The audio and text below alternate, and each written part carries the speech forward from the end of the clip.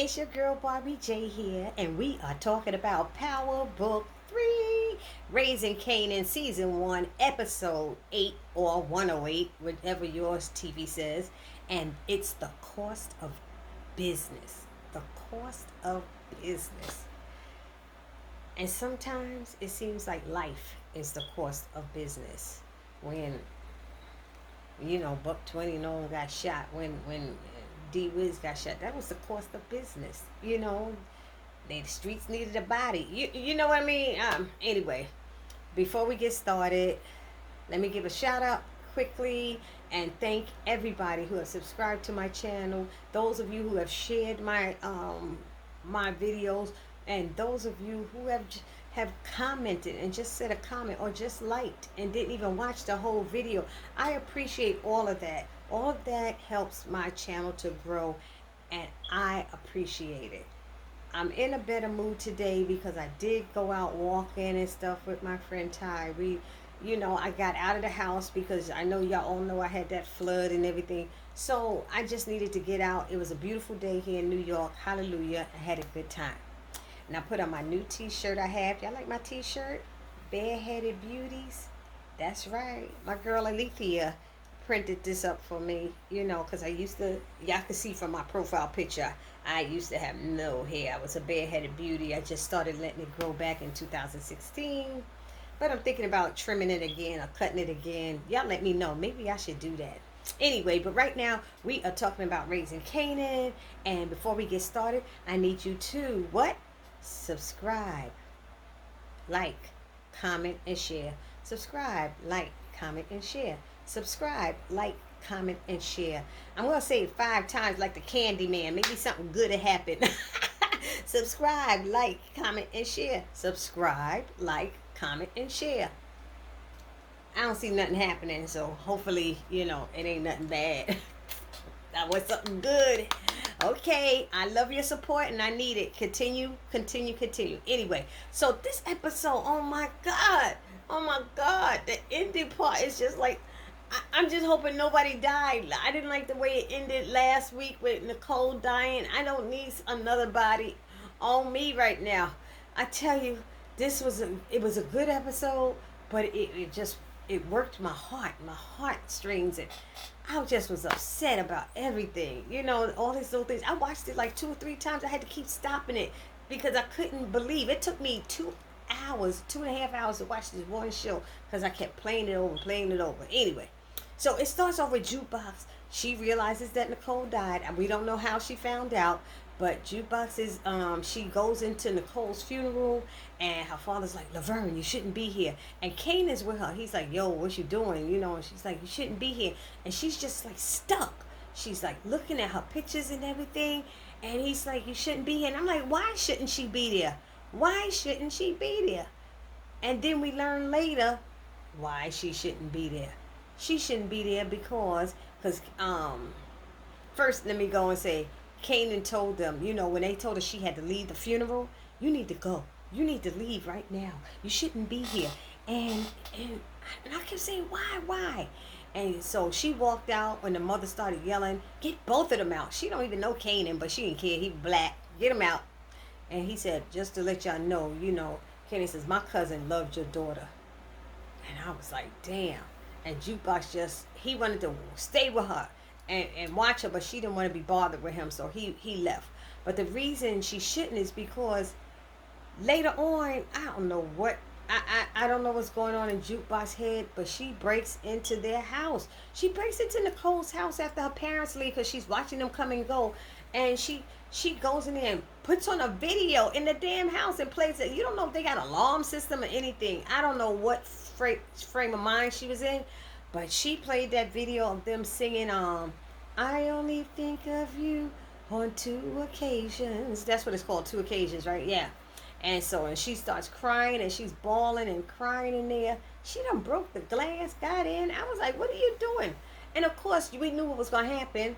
The parents come back. She's in there taking stuff and looking. They come back. How they knew somebody was in there is beyond me. I don't know if there was lights on or something. How they even knew there was a broken glass. Maybe the alarm set off. I don't know.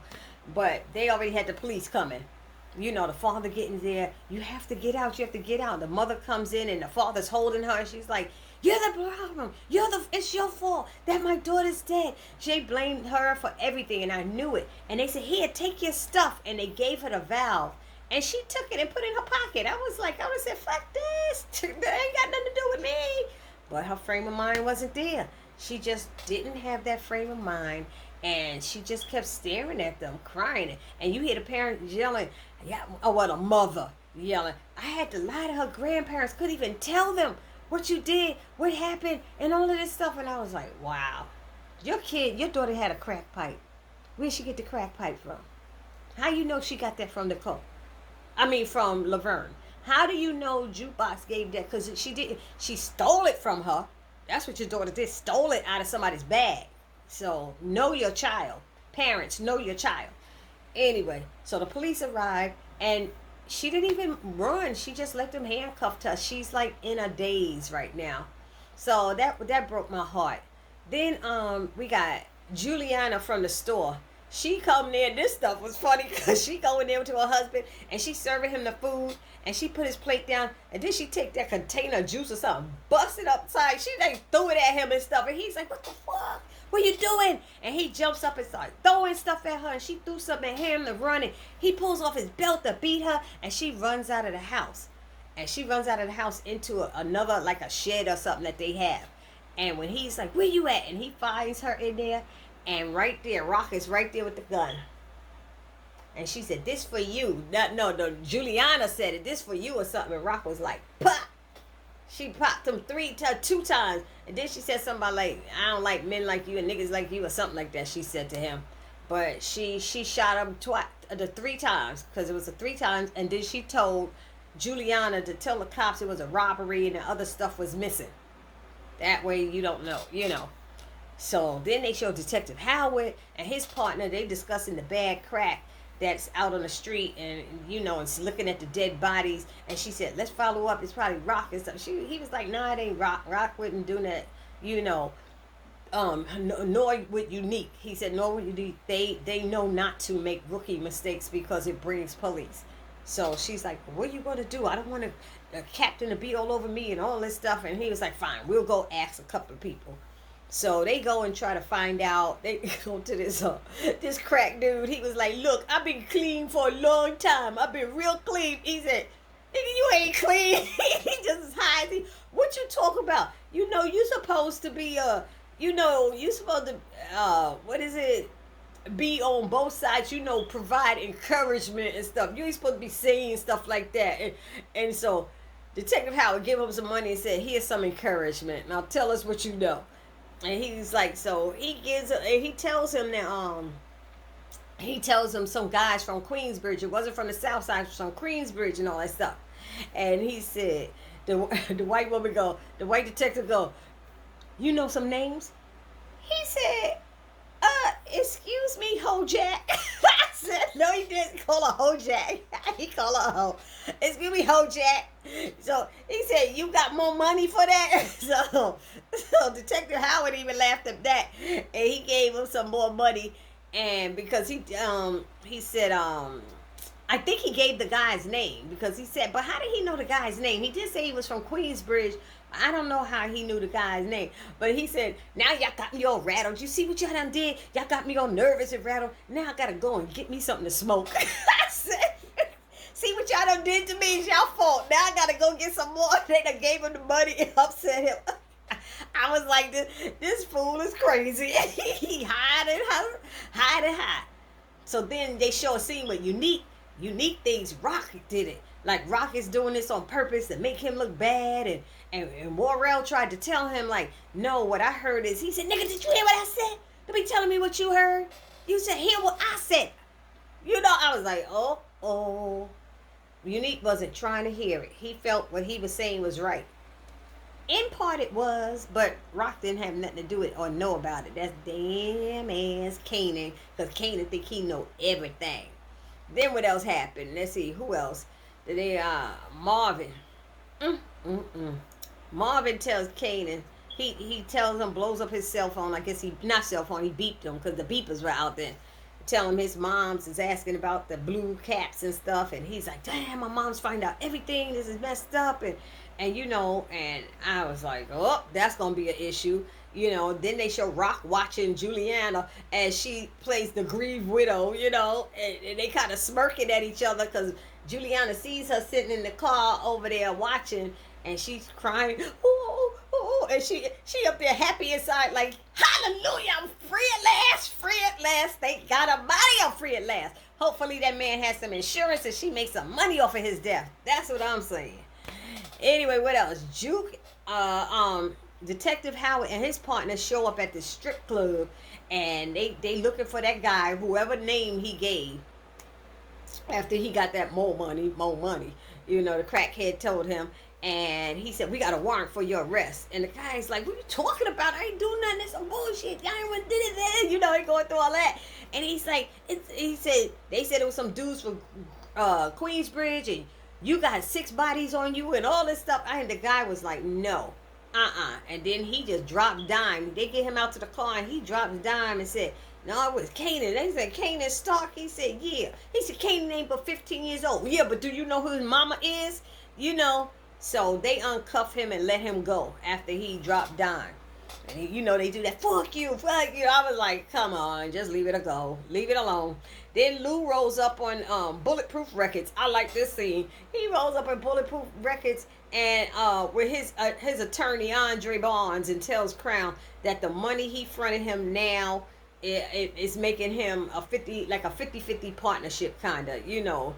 He said, I want you to hear our new arrangement, because when Lou came in, he made everybody leave. They all playing around. Ain't nobody working. They ain't doing jack.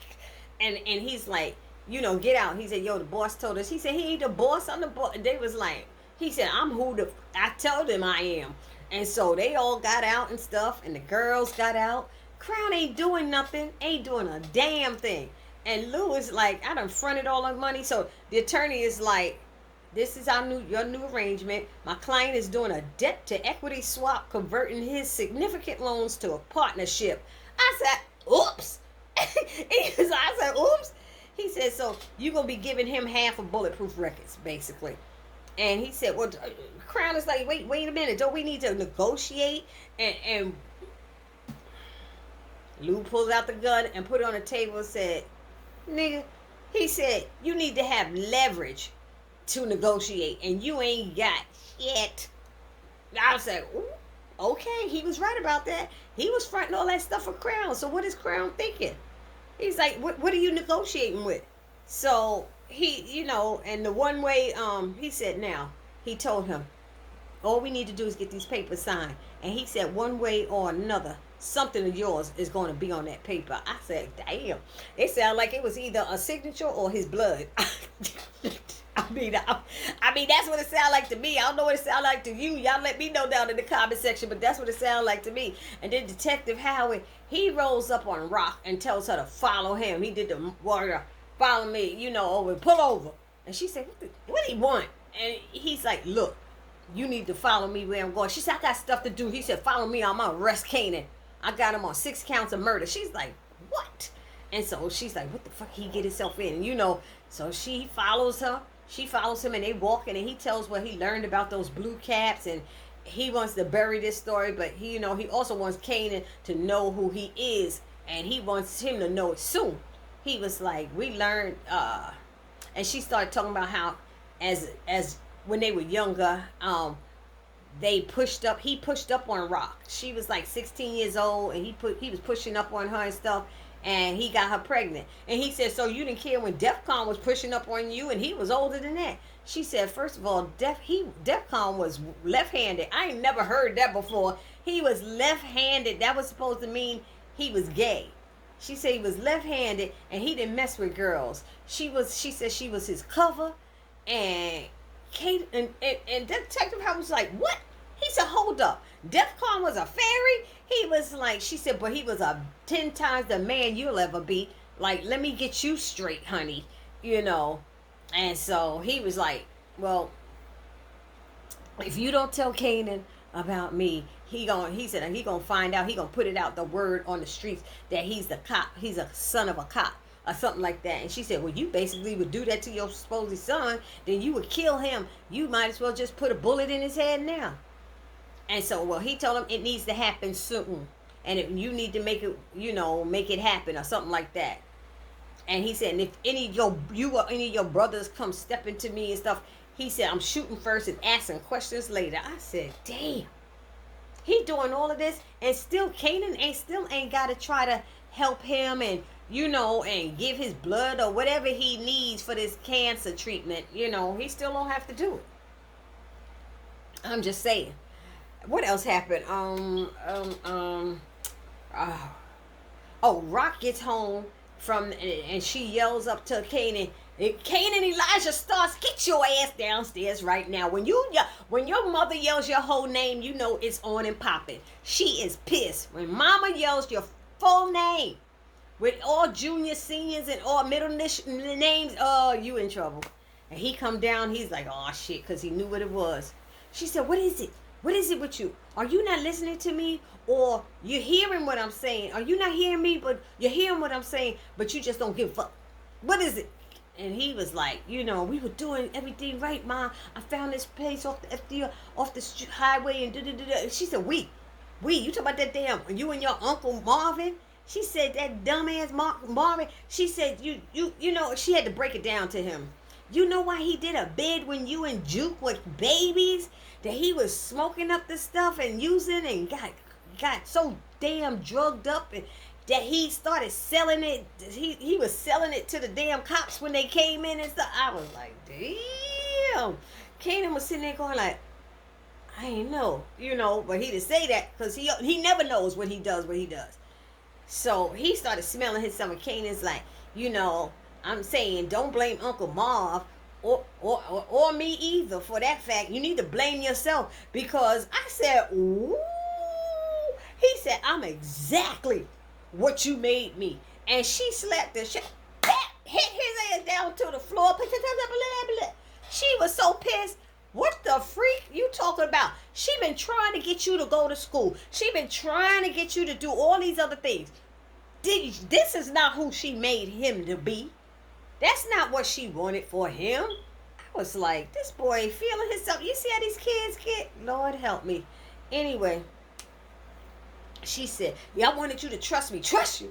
I can't freaking trust you. She said, all you do is give me mess to clean up. She said, this, D-Wiz, $120, all of this. And I said, me and my sister was just talking about that last week. We were saying how that boy have gotten his mother into so much stuff deeper because he think he know what's best. And he don't. And she said, he said, wait a minute, D-Wiz, yeah, that's right, I had D-Wiz killed. She said, I killed him. She said, because they was coming for you. And they wanted payback for what you did to $120. That's right. So I had to make a choice. And I was defending you. It had to be your friend because I was protecting mine. So whose fault is it? Who's the damn blame? Is it for D-Wiz? Is it me or is it you? And he got mad. He turned around, got up, and walked away. I said, well, it is what it is. Then Unique, I don't know what this scene was about when Unique went into the hotel and left his car keys at the desk and with the concierge. And then Lou came in behind him and paid the concierge to get the keys to get that jacket out. He said, I left something in the car and took his jacket. Why did he take his jacket? I don't know what the significance of that was. If anybody knows, please write that down because I'm not sure, Then Rock shows up at that project spot, and she had a nice hot leopard cat suit. I dug it. It was really hot. I would love something like that. That little number was like, ooh, talk to me with the black belt to cinch the waist. Ooh.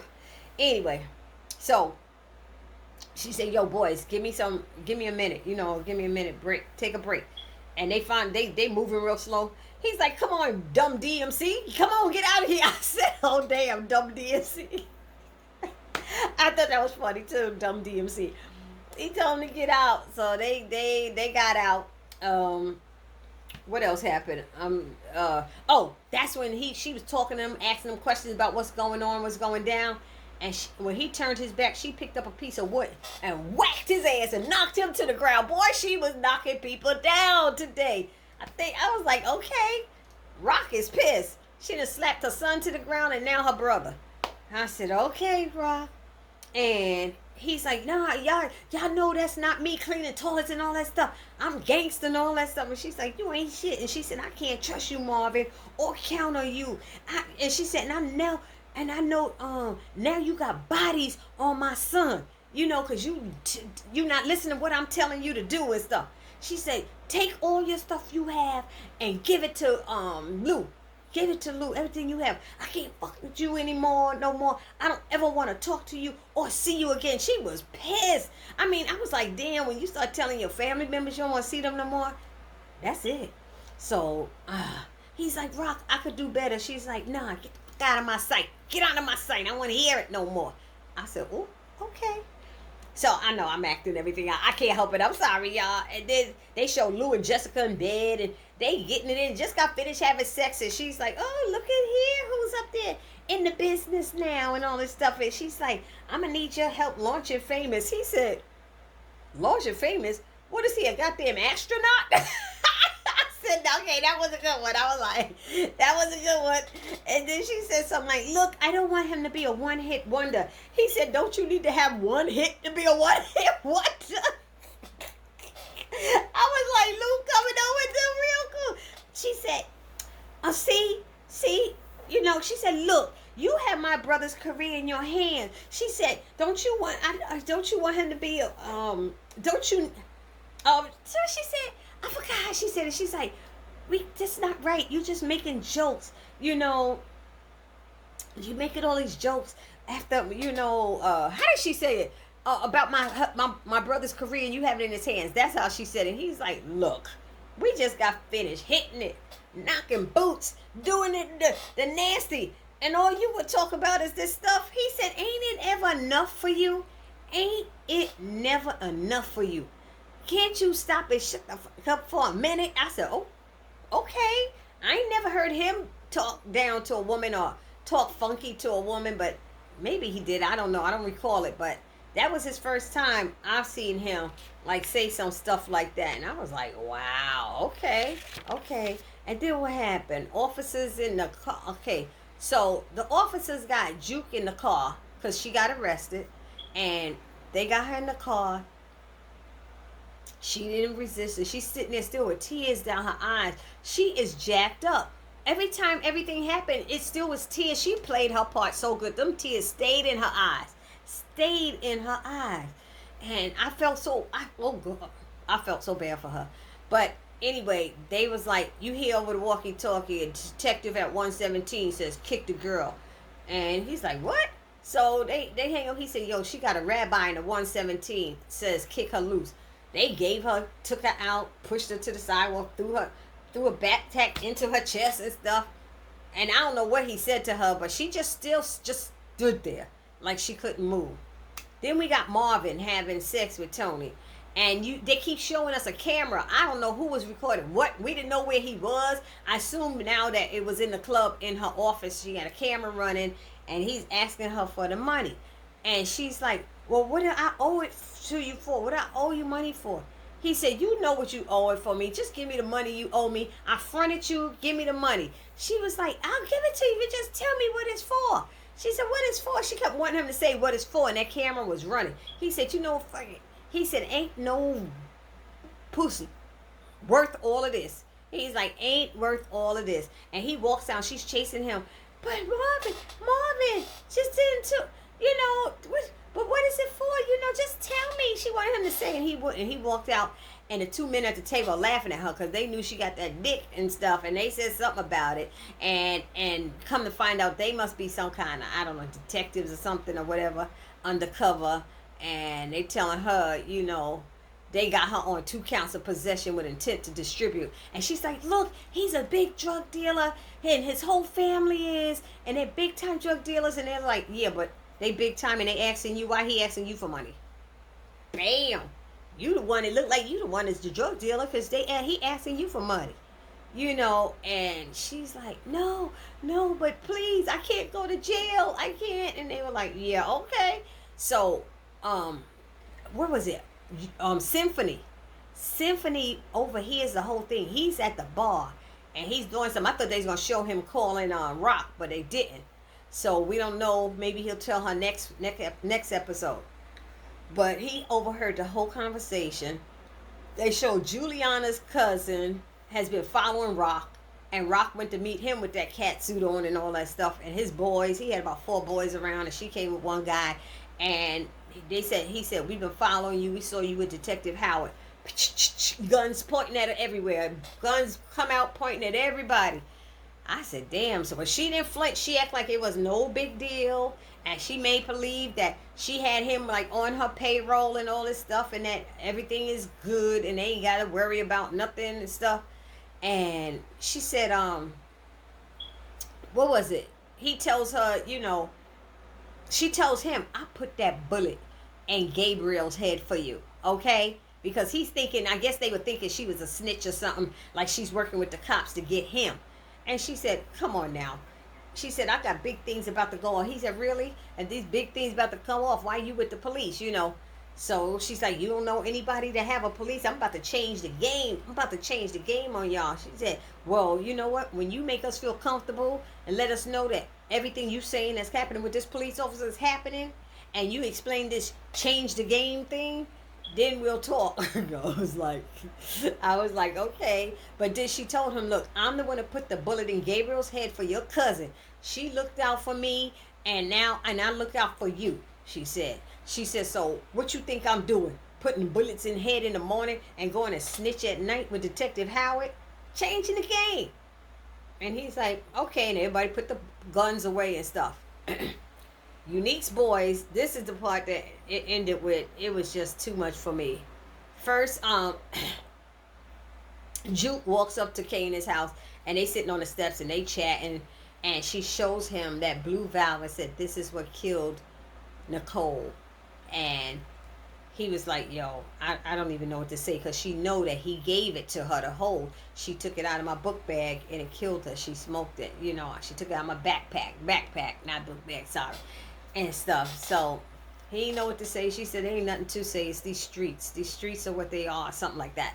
But it ended with Unique and his boys. They said they about to send a message loud and clear. They had the Molotov cocktails and stuff, burn that mother down. And you see Lou in his house chilling with a drink, puts on some music. Rock calls, he don't even answer the call. He said, I'm off duty today. I don't know if he would have made it out of the house anyway. He might not even made it out of the house, because after that he sat down and that Molotov cocktail came to, I think they did 2 of them into the house. The first one and then the second one, and the place was on fire and they started shooting. Automatic weapons. And he had to get down and was crawling and the smoke was in it. You're supposed to get down to the floor. At least he knew that part. And who coming down the street but Marvin, seeing what's happening. Marvin is rolling, and Marvin don't never get nobody. I don't know how. He need to get a bulletproof windshield. But he ran into the other cars and stuff. They were shooting at him too. I'm like, how did they even know that was Marvin's car? They didn't know. When headlights are in your face, you don't know who that is. That could have been anybody coming. That could have been the popo, unless they had flashing lights. But they see a car coming and they just start shooting at that. I said, damn, that could have been anybody, And so he goes in the house and he found Lou on the floor passed out, and he carries him out to the middle of the street. Why you didn't carry him to the sidewalk? He carries him to the middle of the street. And after he made it into the house, he was like, it was barely getting in there. That was so messed up. I'm praying that Lou is not hurt. I don't want Lou to be dead. I don't want Lou to be dead, anybody. So hopefully I didn't forget anything. That was what I learned, saw this episode. I thought it was a really good episode. It really was. But it just broke my heart anyway. So I will see you guys in the next video. This your girl Barbie J saying peace.